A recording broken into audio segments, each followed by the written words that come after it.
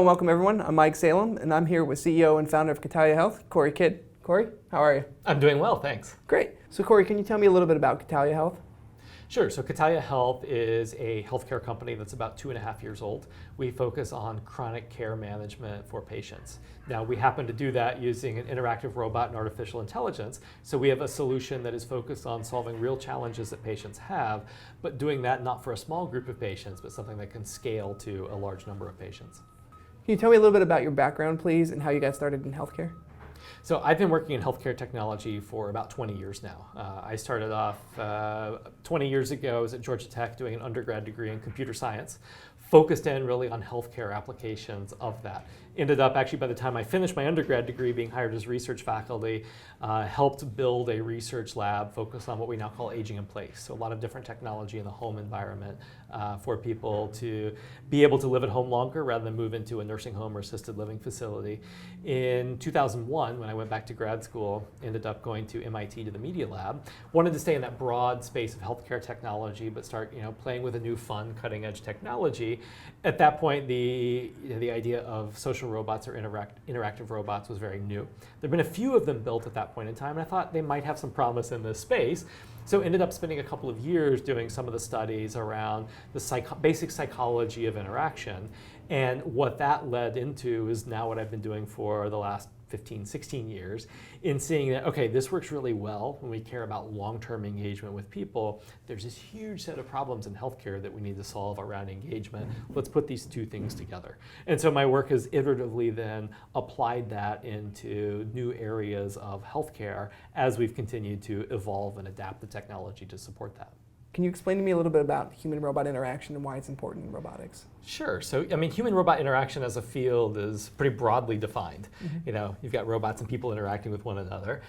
In terms of academic tradition, it comes out of the field mostly of human-computer interaction, which in turn comes from psychology. So for me and a lot of the work I've done over the last 15, 16 years in human-robot interaction, a lot of that comes back to how do we as people interact with one another and what of that can we apply in the world of technology. This particular technology typically takes a form that can look at us, maybe talk to us, maybe roam around in our spaces. So why do you feel that that's important that we have a technology that can kind of interact with us and kind of work closely with us in building that bond between that technology? Well, I think it really depends on the application, right? Obviously, as humans, we've built technology for a very long time, right? It's something that we do. And you've got a lot of technology now that is getting more and more complex and doing things in the same physical spaces as us, right? And so part of that means stuff's moving around us.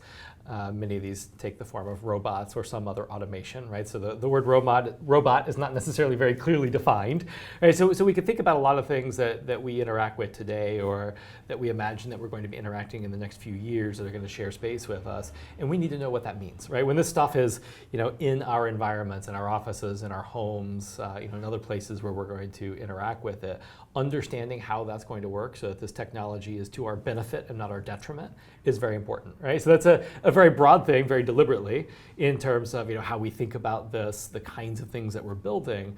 But I think that's a lot of what human-robot interaction as a field of study is about, right? Understanding how do we solve these problems in a way that benefit us as humans in terms of using this technology. What kind of studies are you aware of that have kind of taken place in this area that really kind of started to drive this movement, that were kind of like a focal point, that people started saying, hey, we really need to kind of, focus a lot more on this aspect of how people interface with machines and not necessarily just that a machine is here and it's going to do a job and we really don't care about how it ties in socially. Right.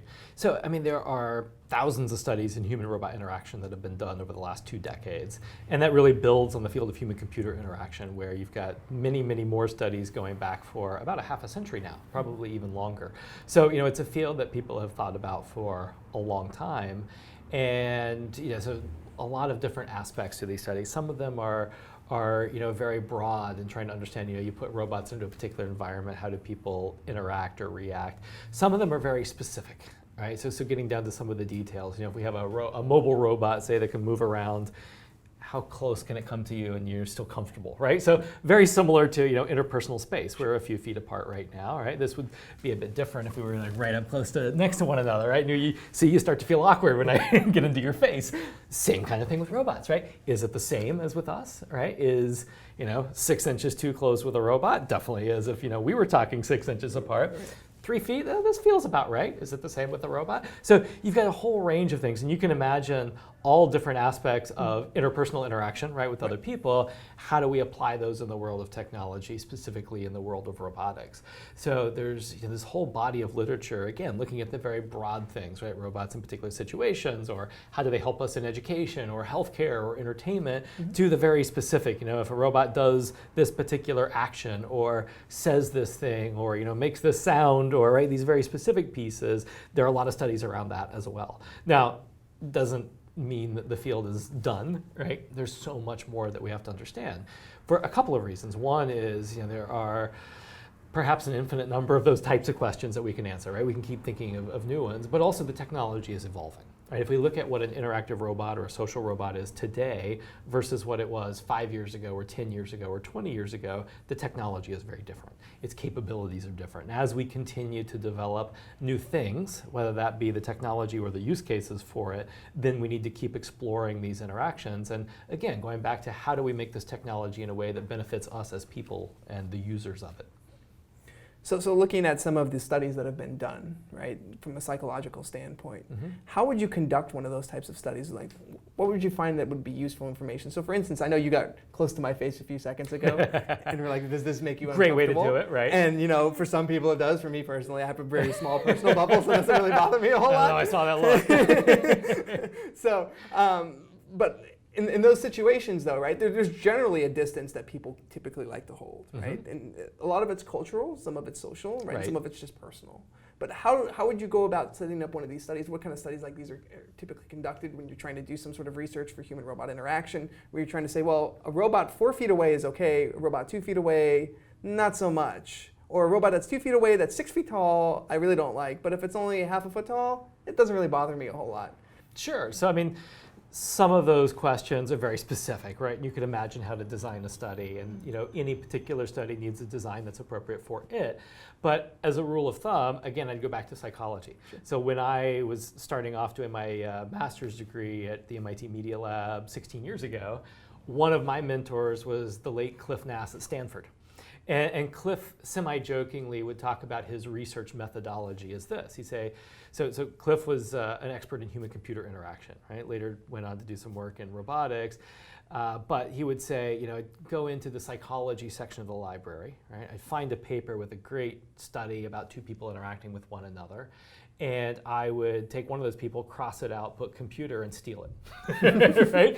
And so, he ended up publishing, possibly hundreds of studies, right? A lot of different studies of human-computer interaction. Now, he was very clever then about how he translated those into the world of people interacting with technology. Right. But in general, that's a great technique. So some of those early studies that I was doing, more than a decade and a half ago, Cliff and I designed together, right? Really using that kind of methodology. Okay, if there's this kind of a problem that you want to solve, or this kind of a thing you want to learn, again, there's a great precedent in how do we as people interact with one another.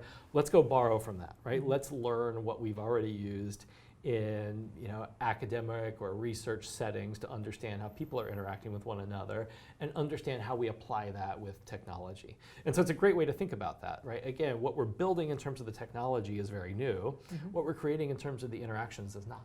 Right? Sure. We really want to leverage what we as people already innately or naturally know what to do and how to do with other people, but understand where the technology fits into that. So when we talk about kind of this human-robot interaction and this technology and building this technology, obviously the idea of prototyping and building the actual physical robot. And there's a lot of work and a lot of studies that have been done on how to build a robot. Right. So what are some of the things that you do at Catania Health when you were designing Maybu? So, in the early days of building, the application that we're doing in terms of what's going to interact with patients, we didn't need the actual physical robot, right? That could be built in parallel. So we started testing things out with patients. Now, again, didn't have the robot yet. So the very first robot we had was, those little blue recycling bins. We took one of those, we turned it upside down, put two googly eyes on it, and taped a tablet to it with some mock-up software running on it, right? And went and put that in front of patients. That was our first version, right? Next version, we got much more advanced. We took that and we put a Bluetooth speaker inside of it. And one of our writers was in the next room acting as the robot. And these kinds of interactions actually told us a lot, right? Because we could constrain things in such a way that we were trying to solve particular challenges, trying to think about how we would introduce this with people and what kind of conversation should we have, right? We could constrain what conversations we were having on our end and see what people did. And we got, it was pretty amazing. You could put this blue trash can down in front of someone, the first, they're gonna look at you like you're a little bit crazy. But then you start having a conversation, they get right into it. Right? We've got videos of some of our early patient testers who were using this. And they start opening up after about 60, 90 seconds of talking to this, right? Totally forget that it's a blue trash can sitting in front of them, but getting right into what we were trying to get. So you can achieve a lot with building very little hardware and software if you want to think about the user experience and the user interaction side of building robots. And so again, we were doing these in parallel, right? Part of it's building the hardware, because ultimately we want a product that we can put in front of a patient and have them interact with, but we can start doing a lot of the design of that before, well before we have the actual robot. So why do you think it was that if you could put just a blue trash can with some googly eyes in front of people, that they would open up and kind of feel this connection?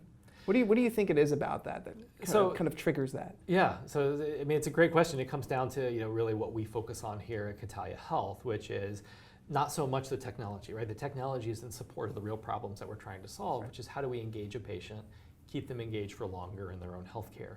And for us, that comes down to really three things. So what we're building is the intersection of medicine, medical best practices. So in a particular group of patients dealing with a certain condition or disease and a certain treatment, what are the best practices? Like, what do we need to be talking to those patients about? What are the things that we follow up on with them? Two is psychology, right? Really a few types of psychology. So in particular, the psychology of relationships, right? How do we as people create, build up, and maintain a relationship over time, as well as some aspects of the psychology of behavior change and a few other things that we draw from here.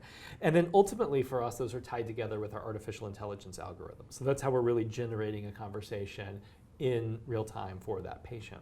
Now, those first two, though, don't require the AI algorithms, and those are the things that we can start testing right away, right? We know what kind of conversations we're going to build. We may not be ready to deliver them purely through software when we start doing our testing, but we can create those conversations. We can have those conversations with a patient.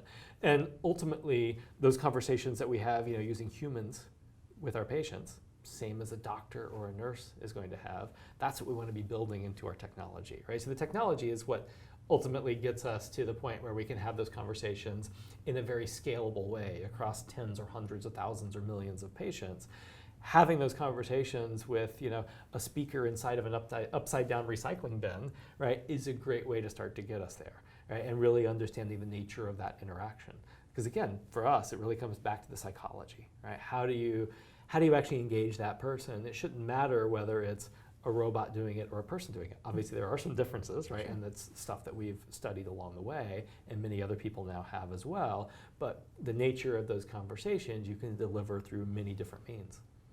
Yeah, I think you've hit on something that's really kind of important when you talk about robotics, because a lot of people think when you're working with robots, it's just tech, right? It's the algorithms, it's the hardware, right? Right. And that's not the point typically of a robot, right? The point typically of a robot is to solve a problem in an efficient way, right? Or in a way that's not achievable otherwise. So doing what you've done and kind of focusing, you're just saying this is the tech, and the tech kind of just, it fits in, right? It might not be the most, it doesn't need to be cutting edge. It needs to be reliable, and it needs to work well in the situations that we need to test it in. And then we can move forward to actually solving the bigger problem. Exactly. Which I think is great. Looking at these interactions with this Bluetooth speaker under the bin, I'm actually really it's kind of blowing my mind that's the actual approach that you went with for your first prototype. Yeah. What kind of prototype, I guess, did you bring to investors, first of all? And what was the reaction once you brought it to investors typically? So, we've talked to a lot of different investors in the life of this company, or, even starting before the company officially existed, right? So started talking to investors about 3 years ago now. And in those very early days, we didn't even have the trash can yet. It was really concept. Raised money, initial angel money based on that. right, really on the concept. Now, I should say in the background, before this, I built the first version of this and deployed it with patients 10 years ago now. Sure. So it's not like this was a brand new concept. There's a lot of academic and medical research behind how and why this is going to work. But in terms of Catania Health and this company, raised the initial money before any prototype for hardware or software existed. Now, the bulk of our first seed round came after we had a prototype that started to look like what the real product does now, right? So the more, as with any company, right, the more you get in terms of fidelity and closeness to a real product, real customers, obviously, that makes a much easier story with investors. And so for us, in the early days, it was really about here's the problem that we're focused on solving. Here's the technology that we're going to be building. Here's why we as a team are good to build that, right? In part because I have done this before. I built this kind of technology, successfully delivered it to patients. And here's where we think we're going and why we can get there on a certain timeline. So that was a lot of that message in the early days of fundraising for Catania Health. How many iterations did it take you to finally feel comfortable with your final product? So in terms of the design of the physical thing, or the software and the interactions, or which part of it? From the side of the physical robot, right? So because yeah, you're trying to really focus on how a patient is going to engage with this, and it's very important that a patient doesn't feel weird. Right. Right. So how do you kind of go about, okay, well, this is where we started. This was okay. Obviously you had the blue trash bin, googly eyes, right? Then a Bluetooth speaker, right?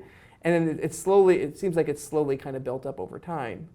But there's a point where you say, okay, I have all the functioning components that I need, but now I'm going to change the design because the eye doesn't look quite right, or the head isn't quite the right shape. Like how did you go about making those types of decisions? Sure. What kind of testing did you do, like to a focus group? And then do you feel that right now you're at a stable point with your product? Yeah, so with designing our Meibu robot for Catania Health, we actually did a very fast process of designing that actual robot, right? So the really early stuff in terms of the trash can, or you can see the cardboard things behind us here, right? Those were really for testing more the user experience, not the actual design of the robot, right? And we deliberately separated these things out. The actual design of the robot from beginning to end took us about 4 to 5 weeks.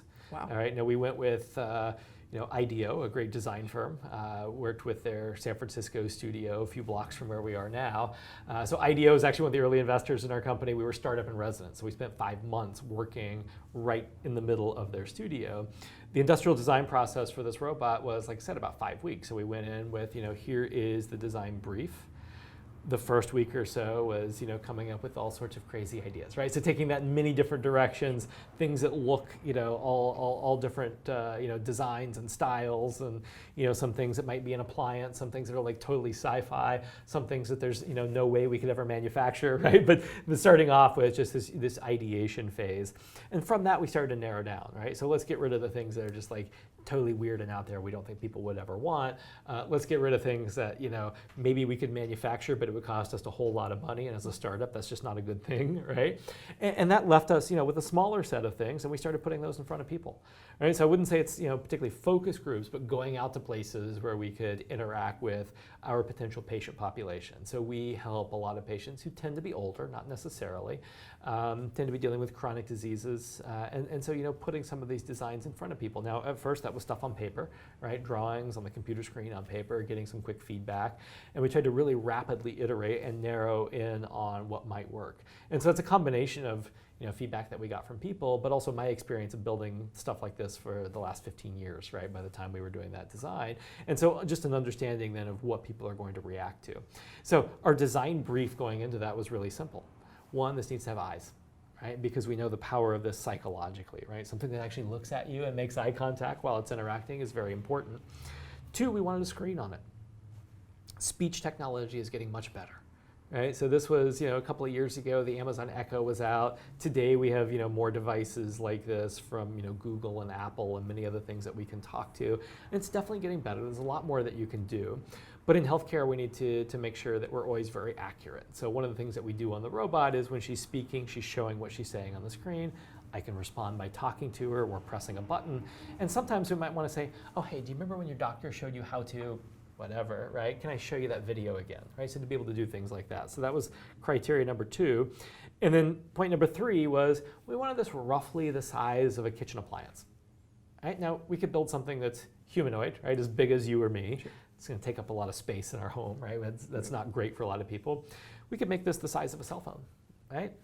Possible, given the technology. It's going to get, put behind the bookshelf or, tossed in the kitchen drawer. People are going to forget about it too easily. So it's kind of roughly the size. And so, with that set of criteria, we were able to then hone in on some of these early designs and say, okay, here's the set of things that fit.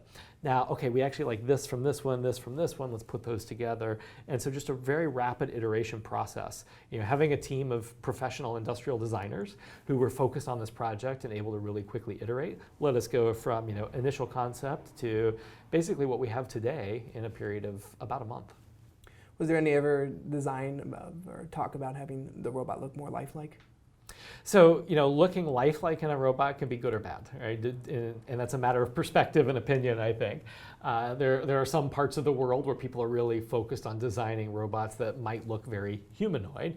There's, this concept called the Uncanny Valley that I'm sure you're familiar with. And, we really don't want to fall into the bottom of the Uncanny Valley, right? This thing that just ends up looking very creepy. Given what we're doing also, again, going back to where we position ourselves as a company in healthcare, we want to make sure we set up the right expectations, right? So Uncanny Valley is often talked about as the look of this thing, right? You don't want to look too humanoid.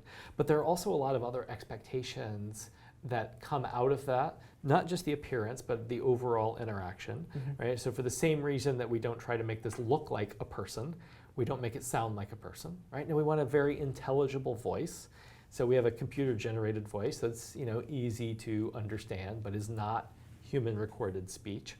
And also for similar reasons, we don't have completely open-ended conversations with this. The robot's always directing the conversation because we don't want to set up expectations with our patients that this can just talk about anything, right? You can just sit down and talk to it because then the expectations are too high. So with that set of things, that helps us to start making these decisions about what this looks like, how humanoid should it be. If you look at our Maybu robot, it's you're never going to confuse this for a person, right? It's clearly yellow plastic, right? Or in the near future other colors as well, right? It has human-like features, right? It has eyes that are going to look at you. Obviously, there's a head on there, but the rest of it's this squat body and a screen, right? So it's not like this looks just like a human, but enough of those features to really draw on the psychology of interaction, right? Something looks at me, I immediately look back, right? So using those types of things in the design are very important, but trying to make it look like a person, one is going to lead to the wrong expectations, and two is very expensive, right? Building a product like that starts to get really difficult to actually manufacture at scale. For the same reason that you have the eyes that kind of look at you, was there a conscious decision to not make a mouth that moved as well? Because you do fall into that uncanny valley, even though it would be more of a computer synthesized or computer generated voice, right. That you were worried about the lips or the mouth kind of syncing up to the words and making sure. So it's a combination of things, right? Doing that is really hard. And so that's one thing. And two, I challenge you to go find a robot out there that has moving lips that actually looks good, right? It always ends up being a little bit creepy. Right? Now, maybe there are some out there I haven't seen yet. There's a lot of people working on stuff like this right now, so it'd be great if there is. But I think for what we're doing, it doesn't necessarily add a lot of value to it. Right? People perceive this thing as talking to them, even though the mouth is a smile line embedded in the plastic. Right? It's not like there's anything there that moves or even opens. People have no problem talking to this and having a conversation. And what I've seen is, again, many robots out there do have moving lips. None of them kind of cross that threshold of not being creepy or just wrong, right? And many of them are now good enough that it's not like, ooh, that's weird, but there's this disconnect. Sure. Right, so uncanny comes from Freud's Unheimlich, right? So this feeling that something's just not quite right. And through a lot of the studies that I did more than a decade ago, we found that many of the features that are not quite right like that, people aren't necessarily going to say, oh, that's wrong, right? And be able to point that out and say this is a problem. But if you actually look at their experience with this robot and you compare one versus another, then in that underlying data about the psychology of the interaction, you can see these very clear differences. So part of it's just learning these lessons about what things work, what things don't, and then how do we apply those in the design of future robots. Can you talk a little bit about the reaction that you receive from patients when they, unbox their first Maybu and kind of work with it in their house? Well, I think the reaction starts, like the reactions that we care about start even before that. Okay. So one of the things that we think about is how is this introduced to a patient? It's not like suddenly this box shows up at their doorstep, right? And they go, oh my God, there's a robot in here, right? So the patient's going to be introduced to this in some way. Right now, that's either through their pharmacy, if they're getting a certain prescription that this might come with, or in the near future, patients who are going to be discharged from the hospital might be getting one of these as well. So a nurse is going to be telling them about it. What's that language that we use right then? Right, so how do we set up the expectations in the right way and set up the relationship that we want this patient to have, how they're going to benefit from it in a way that they believe that, right? They believe this is a tool that is going to be useful for them and something that they're going to benefit from. So the initial thing that we think about is what's the language in that first conversation? Who's going to be delivering it to them, right? And what should they be saying? How do we talk about the benefits to a patient before they ever even see this thing? So, our patients get this box at home, and it's probably the first time they've received a robot in the mail, right? And so maybe at first there's a little bit of confusion, so we try to make things as clear as possible, right? When they first open up the box, there's a little one-page instruction sheet, right? And it gives the whole long list of instructions, which is take it out of the box and plug it in.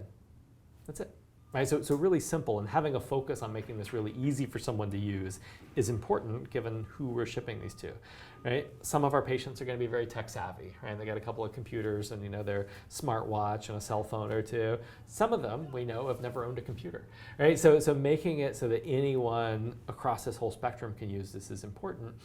And they plug it in, and of course it's essentially a computer or a phone kind of thing in here, so it's going to take a minute to boot up. But as soon as it does, it looks at them, right? Oh, hey, good to see you. Thanks for taking me out of that box.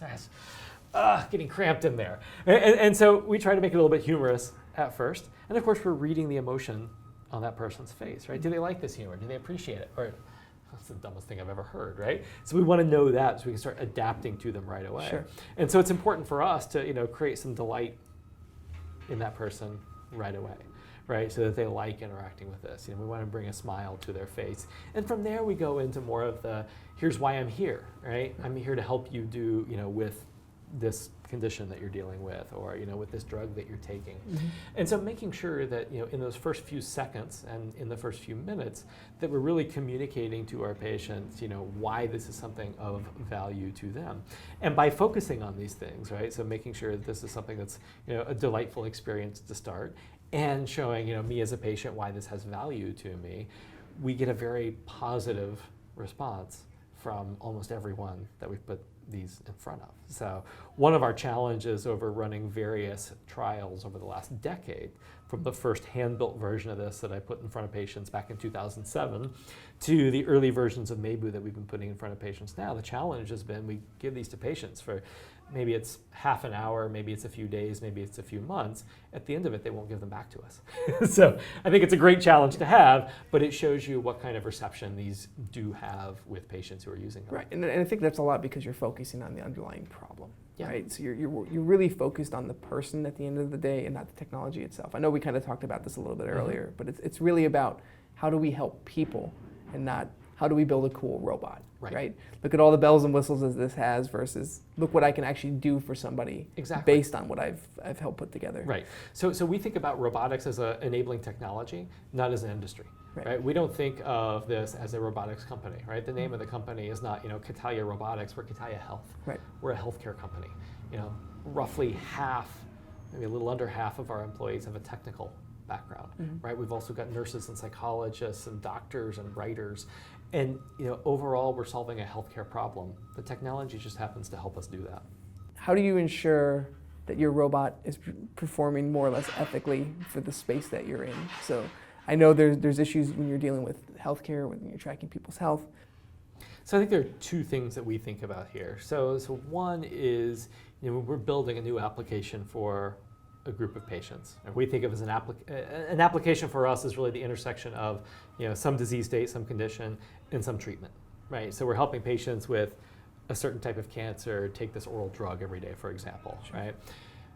what do we want to be doing to benefit those patients, right? And so part of that for us is let's look into the challenges, right? For patients today, what are the challenges that they have successfully staying on therapy? How do we go about solving those, right? And again, the technology then is a piece that lets us do this not for one patient, but for thousands, tens of thousands, hundreds of thousands of patients, right? And so that's really kind of a guiding principle here. What are we doing to help this patient population better manage their own therapy and get information back to their care team so that those people can help manage that group of patients? So that's one set of things, and that's really the thing that drives how we design everything that we do.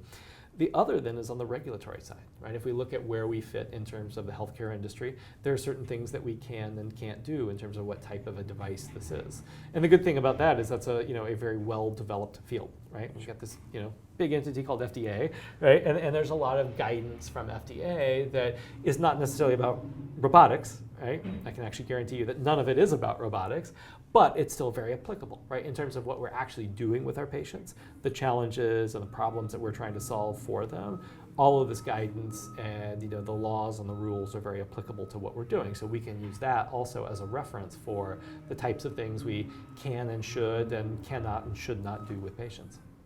So if you were designing a robot to work with a human outside of, let's say, Maybu, for instance, and just in general, if you were somebody out there who was interested in building a robot to kind of work alongside a human, what would you suggest that person do?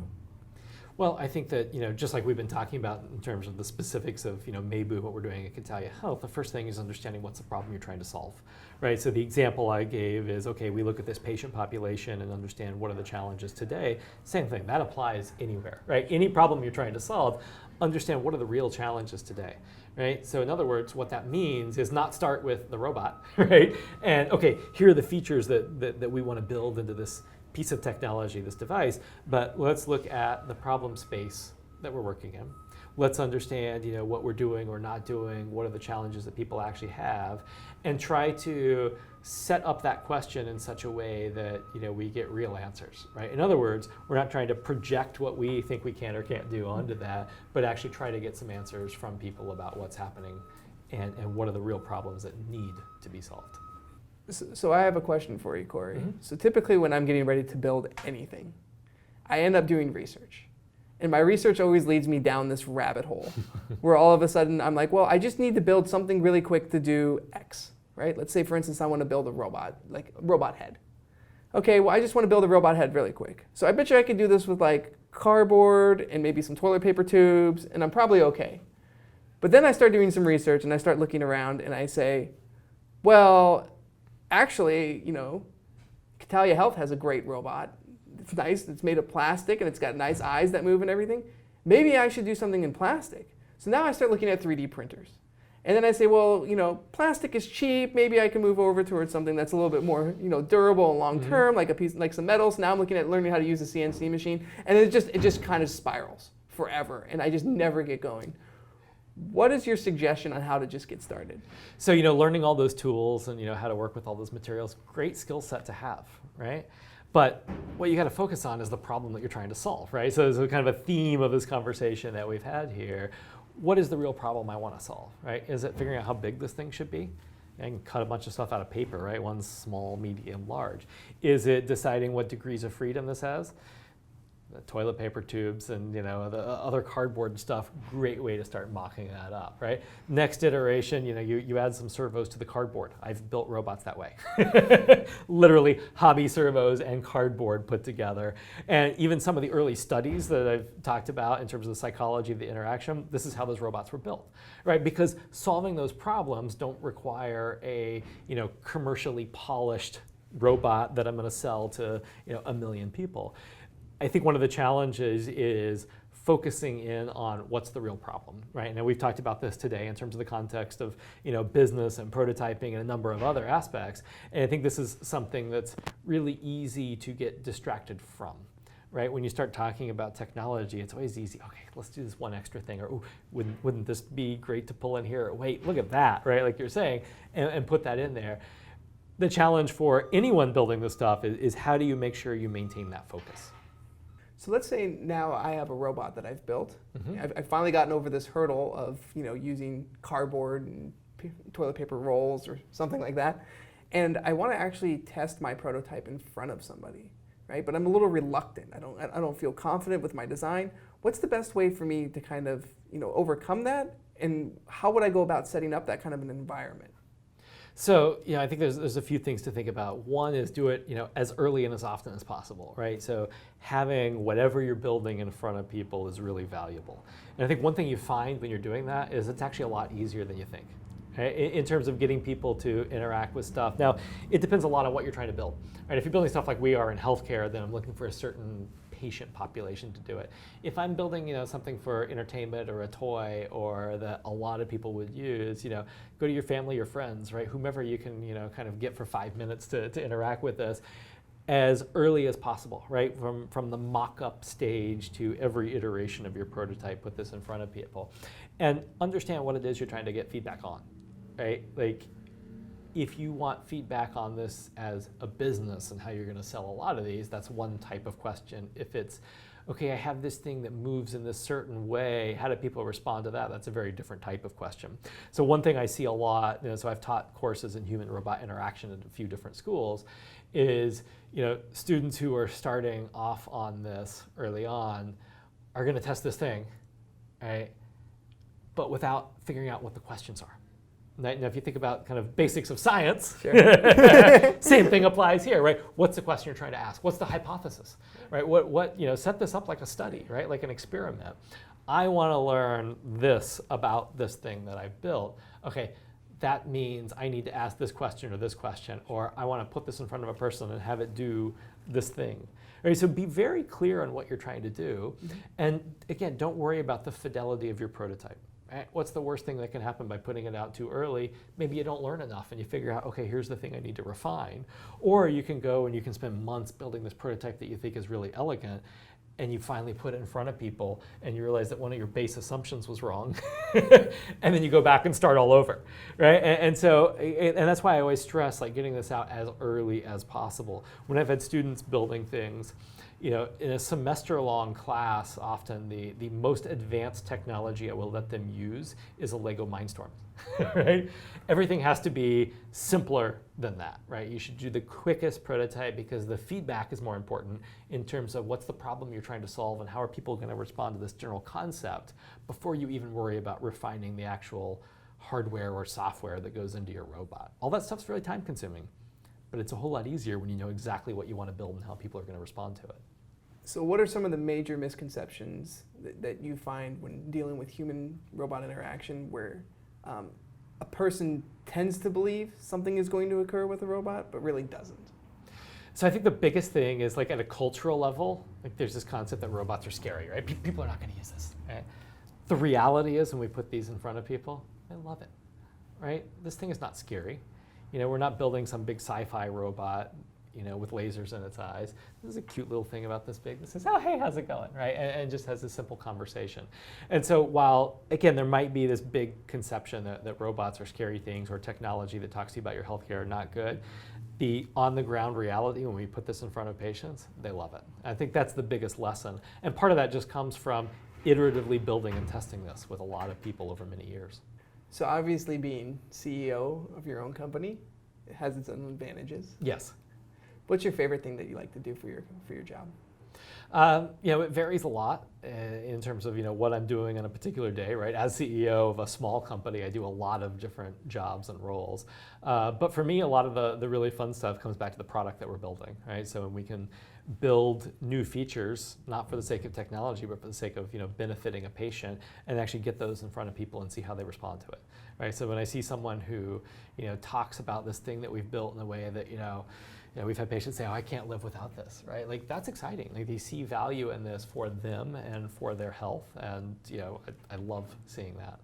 For our students who are interested in investigating HRI, what are some of the cutting edge areas that you see kind of developing right now?